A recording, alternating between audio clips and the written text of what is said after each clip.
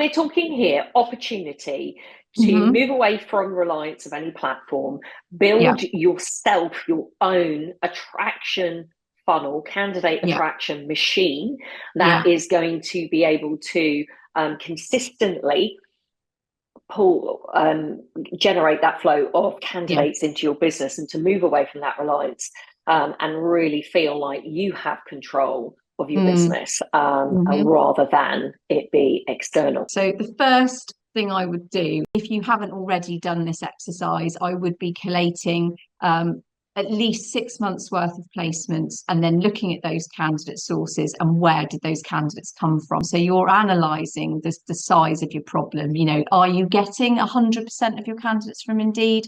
Is it actually 50%? Because sometimes what we feel and what is Mm, reality can be two different things. And as we say in Centre Excellence, data, not drama. So let's get real. Once we know what we're dealing with, you know, we move on. So that would be the first step that I would take, is just a bit of an exercise around and now analysing your candidate sources, 6 to 12 months, you know, however far you can go back. And then also mm, in that, there will be other nuggets. Where else are my candidates coming from? So there could be other sources in there that are going to be very useful for you to know. So um, that actually feeds into sort of step two, which in Centre Excellence we carry out an exercise called a business X-ray. And that's where we sort of lift the bonnet on your placements and we look at the commonalities that exist. So you would be performing an element of that exercise here, which is, so who am I placing? And you know, what are my typical candidates? You know, what are the trends? Because there will mm. be some trends in there. It could be a particular job title that you are placing more than another. And as much as Indeed, what's your next biggest source of candidates? Mm. Because that will leave you a clue as to where you potentially could go next in terms of, right, well, if I optimize that funnel next, that's my next biggest win. But the key then with the analysis as well is the who is the audience, like who is our target Right. market, who are we placing most of as an Yeah. agency, and again, what are the commonalities? Because even if it's a slightly different job type, I'll give you an example. You might Mm. have administrator, um, HR assistant, customer service person. So there could be some different job titles, but if you were to analyze the Mm. commonalities between those people, you might have a type of person. It could be that they are 23, they're local, they can drive. What are the commonalities in the audience that you are placing most of? And then the next question, so the third step in this is, how else do I attract this set of persons? So where do they hang out? Okay, so using my demographic as an example, young, Mm. early 20s type person, where do you think they're going to hang out, Katie? If I was to ask you, what would your typical youngster these days be? Oh, they're going to be on social media, aren't they? I don't know, Instagram or Yeah, even TikTok, I guess. Yeah, maybe. 100%. So it's thinking about, right, you know, what else do I have to do to access this group of people that I want to be talking to? Mm. And again, you know, I'll come on to this in a minute, but I remember the job centre, for example, when I was working in back in Yes. industrial, the job centre, the good old job centre, you had a free job board there, and that's where a Yeah. lot of our candidates used to come from. So, you know, again, think about the demographic and where are they? Where do they hang out? And then the last thing I Right. would ask myself was, I'm starting to build a bit of a kind of, you know, pattern and a structure to my Yeah. thoughts, is what did we do before Indeed? I mean, Mm. Indeed, when I started in recruitment, didn't even exist. We had lots of different options of sourcing candidates. So I would go back to before 2000 and whenever it was, 10 maybe, who knows? I don't even know when they set up. I set up in 2015 and they were just emerging. What did we do before? Say maybe somebody might have gone, I don't know, like we used to advertise, for example, and I'm showing my age here, many, many years ago, in the back of Media Week magazine, Yeah, because that's what our candidates would read, and that's where they saw us before the days of, so much digital. yeah, But now it probably would still be something like that, but it might be on a yeah, social media platform that is yeah. happening. So you're right. Where do they hang out? So this is understanding. So if I'm listening, I'm understanding my audience. I'm understanding. I'm qualifying them, and I'm understanding Mhm. the demographic and the details Mm. of them, or the commonalities of them. I'm looking at Mm. where they're hanging out. I'm looking at what the alternative candidate funnels could be. Yeah. And then, yeah, I'm saying, where else am I going to go fishing? Exactly. And I think the other thing to bear in mind, like we talked about with the client proposition of if all you're doing is sending them CVs from Indeed, then you're not bringing anything to the table. Almost consider the same thing for this for your candidates. So, okay, they can go on Indeed, click a button and apply for a job. Chances are they might not hear back from 75% of the clients that they reach out to. What do you do for your market that platform doesn't? So again, you're Mm, building what problems do you solve for your candidates that Indeed can't? So when you start to think about how the funnels that you're going to implement, the sort of language and the sort of the way you're going to talk to these candidates about why they should come to you is also important.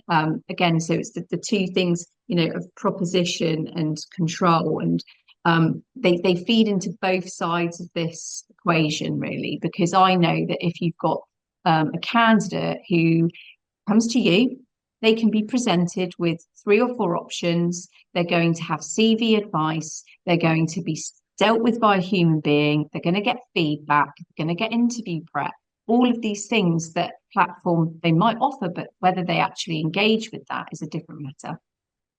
yeah, that's such a good point. That is such a good point, because I think people are getting very tired already of this sort of message, too much being without that personal relationship, aren't they? So Yeah, the interaction that you have with the client or the candidate is absolutely critical. How do they want to be interacted with, yeah. as well as what's the platform?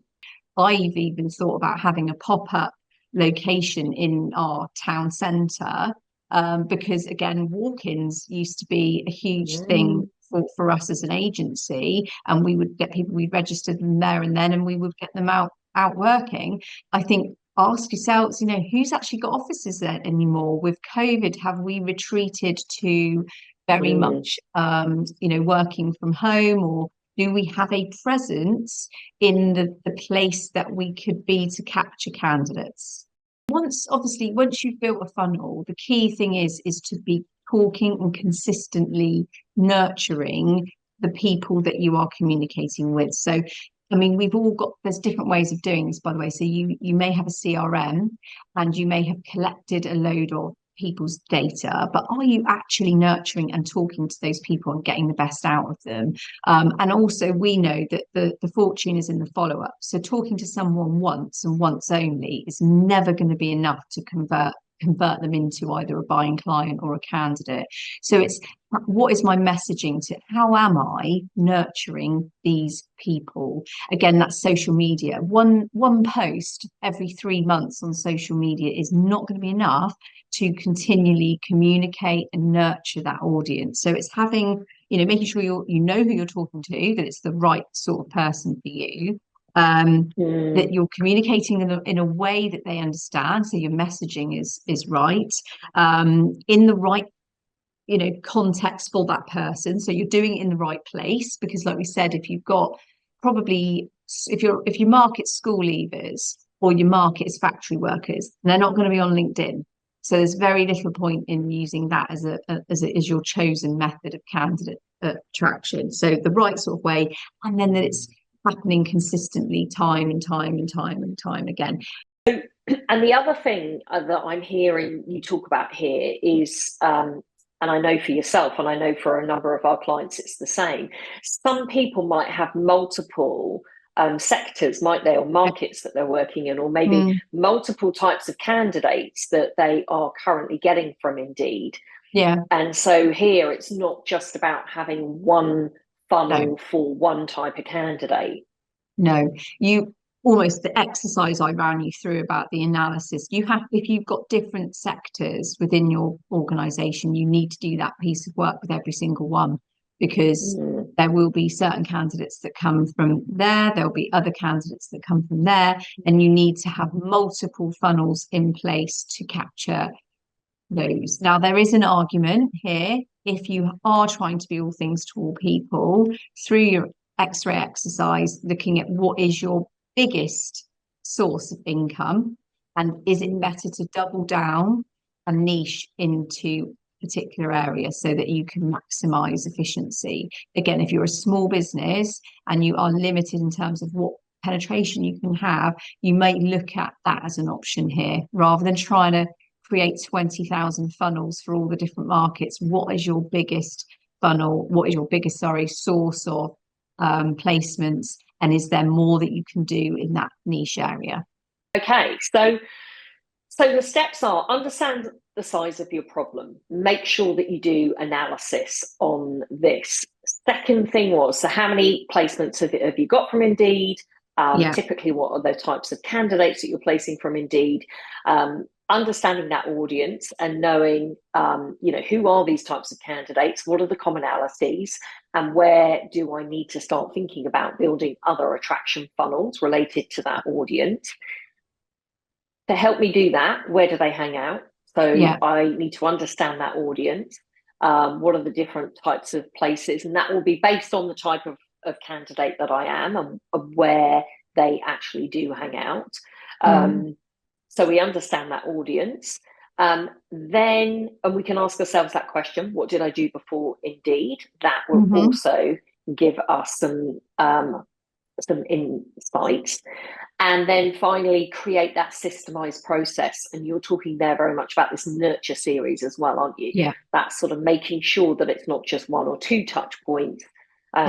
We have to make sure, Fortune's in the follow-up, that there's a nurture series for these people, because we want to build that long-term relationship with them. So they come to us. I think the last thing I would say on a time thing is consistency is king here. Don't implement something, do it for 1 week, and if you don't see immediate results, stop, because it's like anything. If you do a little bit of something every single day, in a month's time you'll have got a result. But I think what could happen potentially with some people is they'll implement something and it won't happen overnight, and they'll think that the funnel isn't going to work. But I would just say, make sure you do it consistently, every single day, whatever it is you're doing, whether it's getting referrals, whether it's using your CRM, and over time, then monitor it, because you will definitely see results. But don't expect it overnight, because that's where you will keep setting off little things and then none of them will work. Yeah, great. Okay, optimize consistency. That is king. Emma, thank you so much. So if you are listening to this session, if you're concerned, you want expert help, it goes without saying, you can reach out to us. And if you also want that exact map to build that 7-figure recruitment business with that attraction machine, with those funnels in place, then click on the link below this video and we will be able to give you that. You can click on the link and get the map that you need.